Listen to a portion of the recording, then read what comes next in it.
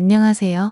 저는 아들 둘과 딸 하나를 둔 40대 아버지이자 사랑하는 아내를 둔 남편입니다.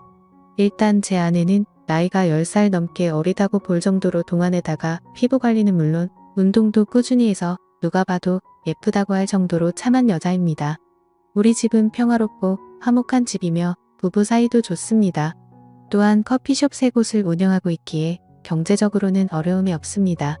그러나 2년 전 평화롭던 우리 집에 청천벽력 같은 사건이 벌어졌습니다. 그건 바로 아내가 신내림을 받게 되었던 거죠. 신내림을 받기 전에는 여러 사소한 사고들이 있었습니다. 막내가 아파트 내에서 인라인 스케이트를 타다가 차와 부딪히는 사고라든지 저 자신이 고속도로에서 운전을 하던 중 3중 추돌 사고를 당하는 등의 누구나라도 일어날 법한 그런 사건이 발생했었습니다. 또한 아파트 윗집에서는 물이 센 적이 있어 집 천장을 수리하는 일도 있었던 거죠. 이는 흔한 사건은 아니었지만 살면서 언제든 일어날 수 있는 사건들이었습니다.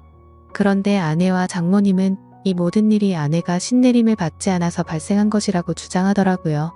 처음에는 믿기 어려운 말에 대해 의심을 했지만 크고 작은 불운한 일들이 계속해서 일어나자 아내와 장모님이 불안한 마음에 점을 보러 다니고 있습니다.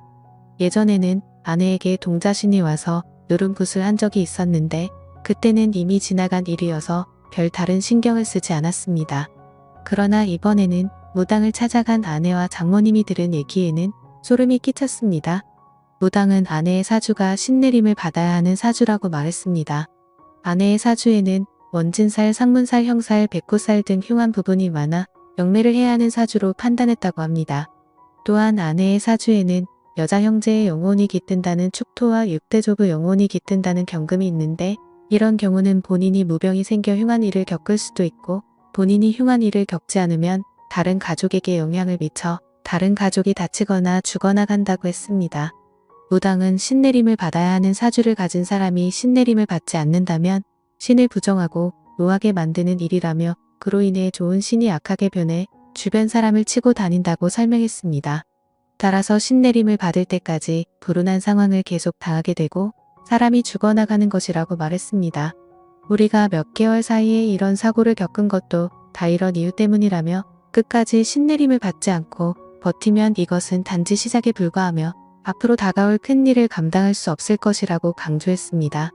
그러나 신을 받아들이고 인정하면 현재의 가정이 깨지지 않고 신을 모시며 일상생활이 계속 가능하다고 말했습니다. 그렇지 않으면 앞으로 무슨 일이 일어날지는 아무도 모른다고요. 처음에는 말도 안 되는 소리라고 했지만 듣고 보니 마음이 흔들렸습니다. 그리고 무엇보다 나중에 안 좋은 일이 계속 닥친다면 지금 이 얘기를 듣고 그냥 웃으면서 제 자신이 너무나 원망스러울 것 같았습니다. 말도 안 되는 미신이다. 그럴 리가 없다. 사람 앞 일은 자기 하기 나름이다. 수도 없이 생각했지만 문득 아무리 노력해도 풀리지 않았던 일들이 떠오르면서 어쩌면 그게 운명이고 그들이 말하는 사주팔자일지도 모른다는 생각이 들더군요. 제가 선뜻 결정을 내리지 못하자 장모님이 그러시더군요. 무당 말 무시해서는 안 된다고요. 아무리 그 사람들 말이 믿어지지 않아도 그 사람들은 접신한 사람들이라고 영적인 존재를 부정할 수도 없는 일이라고 했습니다. 쉬운 선택은 아니겠지만 결국 한 번은 거쳐가야 할 일 아니겠냐고요. 신내림을 받고 산속으로 들어가서 무당이 되려는 것도 아니고 가정 깨지지 않고 일상적인 생활이 가능하다고 하니 한 번만 믿고 내림굿을 받아보자고 했습니다. 물이 엎질러진 후에는 후회해도 소용없는 일이라고요. 들어보니 장모님 말씀도 완전하게 틀린 말씀은 아니다 싶었습니다. 그게 사실이든 아니든 일단은 안 좋은 일이 생길 수 있다니 그건 맞고 보자 싶었지요. 그래서 저는 신내림은 어떻게 하면 되는지 비용은 얼마나 드는지 알아보기 위해서 아내와 함께 직접 신내림을 해준다는 무당을 찾아갔습니다. 생각했던 것과는 달리 무당은 남자더군요. 장모님과 아내한테 얘기 들었다고 어떻게 신내림을 하면 되는지 물었죠. 그랬더니 그 남자 무당이 말하길 신내림은 아주 신중하고 조심스러운 거야. 신내림을 조금이라도 의심하거나 말도 안 되는 소리라고 하면 부정 타서 잡기가 붙을 수 있으니까 지금부터 영접할 때까지 무조건 입조심 몸조심해. 몸조심을 하라는 것은 두 가지 의미를 가지고 있어. 하나는 몸이 상처가 나지 않도록 조심하라는 것, 하나는 몸을 정갈하게 하라는 것. 신내림 날짜가 정해지면 부부관계는 절대 하지마. 신이 오시려다가 부정이라고 그냥 가버릴 수 있어. 그리고 신내림 굿은 날짜 잡힌다고 바로 할 수 있는 게 아니야.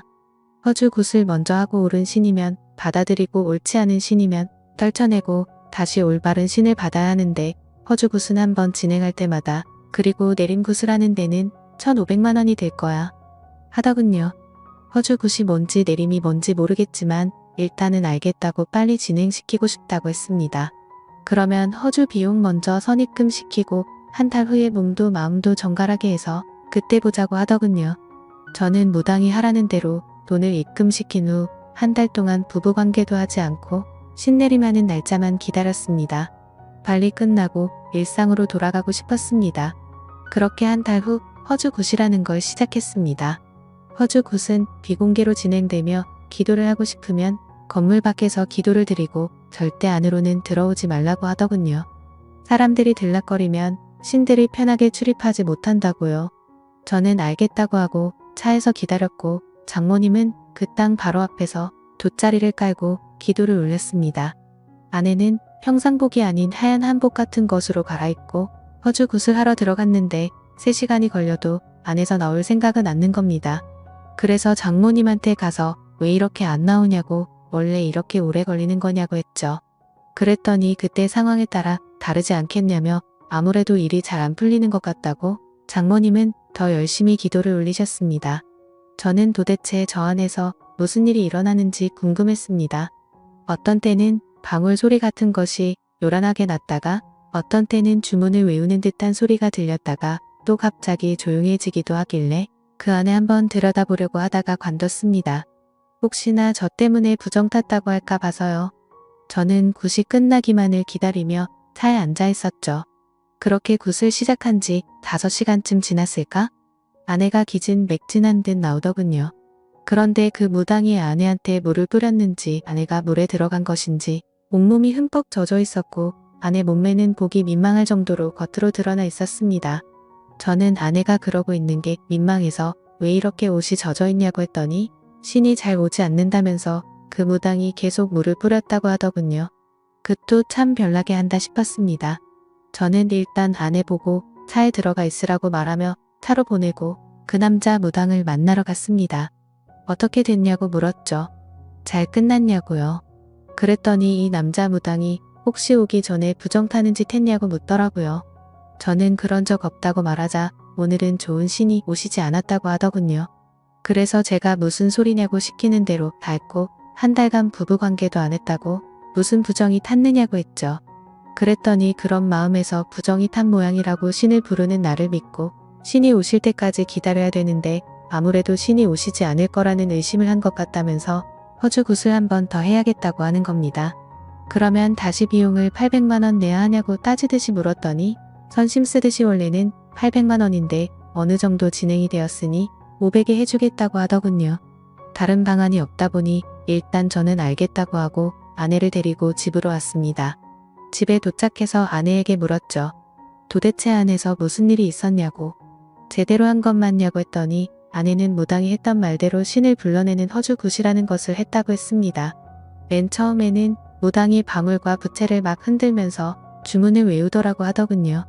그러더니 그 제자리에서 막 뛰면서 아내한테도 같이 뛰라고 했다더군요.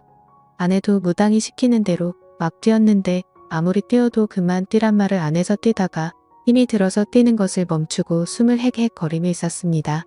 그랬더니 무당이 오셨느냐고 묻더랍니다. 그래서 그냥 힘이 들어서 잠깐 숨 고르고 있는 거라고 했더니 더 뛰라고 했다더군요. 그래서 다시 뛰기 시작했는데 이번에도 한참을 뛰었는데 그만 뛰라는 말을 안 해서 또 뛰는 것을 멈추고 쪼그리고 앉아서 있었더니 느낌이 왔냐고 오셨냐고 또 묻더랍니다. 그래서 힘들어서 도저히 안 되겠다고 체력 딸려서 앉아있는 거라고 했더니 신 받을 사람이 체력이 그렇게 약해서 어떻게 하냐고 어디서 물을 퍼와서 손으로 막 물을 뿌리더랍니다. 신을 맞이하려면 온몸으로 맞이해야 하는데 이렇게 몸이 젖어 있으면 아무래도 오시기 편할 거라고 하더랍니다. 그때 아내는 남자 무당 앞에서 몸매가 드러나는 것이 아무래도 민망해서 두 팔로 몸을 가리고 있으니 가리지 말고 당당하게 서 있으라고 했다더군요. 어깨를 쫙 펴고 있으라고 해서 아내가 시키는 대로 하니 물을 또 막 뿌리면서 아내 주변을 빙빙 돌면서 또 방울을 흔들고 신이 왔는지 봐야 된다며 아내를 가까이서 막 살펴보고 또다시 물을 뿌리고 하더랍니다. 그래서 제가 뭐냐고 제대로 똑바로 하는 거 맞냐고 아무래도 좀 이상한 사람 같다고 했더니 아내가 그럴 리가 없다고 하더군요. 그 사람 진짜 유명한 무당이라면서 전국의 유명한 무당들 다 그 사람한테 신내림 받은 제자라고 했습니다. 그러니 한치의 의심도 하지 말고 일단 믿고 가보자고 했습니다. 그래야 신을 받아도 제대로 된 신내림을 할 수 있지 않겠냐고 하더군요. 구슬하는 동안 아내가 잠깐 딴 생각을 하니 무당이 바로 그것을 눈치채고 얘기하더랍니다. 나쁜 신을 받으면 집에서 생활하는 것조차 어려울 수 있으니 구슬하는 동안은 머릿속을 완전히 비우고 생각도 비우라고 했답니다.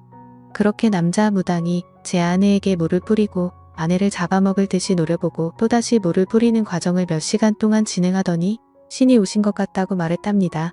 그런데 신이 오긴 왔는데 좋은 신이 아니라고 하면서 방울도 흔들고 아내 어깨도 잡고 흔들더랍니다. 나쁜 신은 빠져나가야 된다고요. 그리고는 오늘은 도저히 날이 아니라면서 무당이 오늘까지만 하고 이틀 뒤에 다시 하자고 했답니다. 하는 짓을 보니 아무래도 수상하여서 저는 그만두고 싶었습니다. 그래서 장모님을 찾아 뵙고서 이 사람 좀 이상한 것 같다고 아무래도 그만해야 할 것 같다고 하니 이미 신이 한번 왔기 때문에 여기서 그만두면 평생 지옥을 걷듯 고통스런 길을 걷게 된다면서 절대로 그만두면 안 된다고 하시더군요. 다음에는 신이 꼭 오실 거라면서 일이 끝날 때까지 우리는 조용히 믿고 기다리면 된다고 장모님이 사정사정을 하셨습니다. 저는 엄청 내키지 않았지만 장모님께서 저렇게 부탁을 하시니 한 번만 더 지켜보자 싶어 알겠다고 했죠. 그리고 이틀 뒤 다시 장모님과 함께 아내를 데리고 그 무당이 있는 곳으로 갔습니다. 이번에도 아내는 그 무당이 갈아입으라고 준 옷을 갈아입고 구슬하는 방으로 들어갔습니다. 이번에도 굿은 비공개로 진행이 된다고 하더군요. 아무도 들어오지 말라고 문 밖에서 기다리라며 온 정성을 들여 기도를 하라고 했습니다. 저보고도 가만히 보고 있지 말고 같이 기도를 올리라고 하더군요. 저는 알았다고 대답만 하고 기도는 올리지 않았습니다. 그렇게 무당은 아내를 데리고 들어가더니 또 방울을 흔들며 큰 소리로 주문을 외우면서 난리법석을 떨었습니다. 그러다가 방 안이 조용해졌습니다. 또 물을 뿌리고 있는 건가? 물 뿌리고 몸을 훑어보고 있는 건가? 저는 온갖 상상이 다 들었습니다. 장모님은 자리에 앉아서 열심히 손바닥을 비비고 계셨는데 저는 그대로는 도저히 있을 수가 없어서 굿하는 방을 들여다보기 위해서 방 옆으로 나 있는 창문을 들여다봤죠. 방 주변은 대나무로 가려져 있고 흰 창 같은 것을 막 둘러서 하니 잘 보이지는 않았지만 빈틈으로 자세히 들여다보니 방 안의 모습이 조금 보이더군요. 저는 숨을 죽이고 그 안의 모습을 계속 엿보고 있었습니다. 역시나 그 무당은 지난번처럼 바가지에 물을 퍼와서 아내 몸 구석구석 물을 뿌리고 있었습니다. 아내 몸은 이미 물에 젖어서 몸이 적나라하게 드러나 있었고요. 이걸 어떻게 해야 되나? 그만두라고 해야 되나? 머릿속이 복잡해지고 있는데 그 남자는 아내의 몸에 눈을 떼지도 않고 아내 주변을 빙빙 돌고 있었습니다. 그러면서 아내 어깨를 잡고 등을 밀며 어깨는 펴고 가슴을 내밀라고 하더군요. 아내가 시키는 대로 하니 그 남자 무당은 아내 앞에 무릎을 꿇고 앉아서 아예 대놓고 아내 몸 구석구석을 훑어보고 있었습니다. 그러면서 오셨냐고 물었고 아내는 잘 모르겠다고 아무 느낌이 없다고 했습니다. 그랬더니 그 남자 무당은 머릿속을 비우고 마음을 편히 먹으라면서 아내를 어루만지며 손으로 천천히 쓸어내리고 있었습니다. 아내 몸에 손을 대는 걸 보니 정말 미칠 것 같았습니다. 저는 당장이라도 그만두라고 소리치려고 하다가 아무래도 하는 짓이 수상해서 동영상을 찍어두었습니다. 아내가 진짜 신내림을 받아야 하는 사람이라면 이런 식으로 신내림을 받는 게 맞는지 다른 무당한테 가서라도 물어볼 작정이었지요.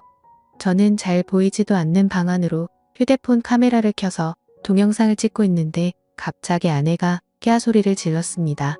저는 놀라서 다시 아내를 자세히 들여다보니 아내가 입은 윗저고리가 벗겨져 어깨를 다 드러내 놓고 있었습니다. 그리고는 그 무당은 아내의 어깨 위에 다시 물을 뿌리기 시작하더군요. 그러면서 그 무당은 아내가 입고 있는 한복 치마, 저고리의 매듭을 확 풀었습니다. 아내는 너무 놀라서 또 소리를 질렀고 동시에 치마는 흘러내려 버렸죠. 그 순간 너무 열이받아서 창문을 열고 욕을 했습니다. 하지만 창문은 안에서 잠겨져 있어서 열리지가 않더라고요. 저는 주변에 떨어져 있는 큰 돌멩이를 하나 주워 창문을 깨고 창문 안으로 들어갔습니다. 당장 떨어지라고 소리를 질러버렸고 한바탕 난리가 났습니다. 그리고 먼저 나간 아내도 장모님과 옥신각신하며 밖에서 울고불고 난리가 났더군요. 장모님은 그러면 안 된다고 큰 화를 입게 된다고 저보고 참으라고 했습니다. 저는 생전 처음으로 장모님한테도 소리를 지르며 장모님도 그만하시라고 빨리 차에나 타시라고 했죠. 그랬더니 장모님도 어쩔 수 없이 이 일을 어쩌나 정말 큰일이네 하고 계셨습니다. 저는 아내와 장모님을 집 앞에 내려주고 경찰서로 갔습니다. 그리고 그 남자 무당을 고소했죠. 며칠 뒤 알고 보니 그 남자 무당은 성추행 혐의로 기소되었었습니다. 알고 보니 무당 이 자식 이미 성범죄 전력이 있었습니다. 이거 완전 상습범이더군요. 1년 전에도 신내림을 한다며 여성 신도를 끌어들여서 여성의 옷을 벗기는 등 더러운 짓을 해서 고소됐는데 그때는 기소유예 처분만 받았다고 하더군요. 그런데 정신 못 차리고 또 다시 똑같은 범죄를 저질러 이번에는 아무리 피해자와 합의를 해도 실형을 피하기는 어려울 것이라고 했습니다.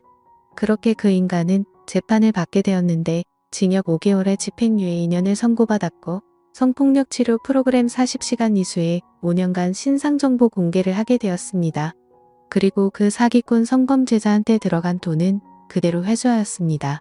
그 인간이 선고받은 것을 보고도 장모님은 신내림을 받아야 되는데 받다 말아서 어떻게 하느냐고 앞으로가 걱정이라고 말하더군요.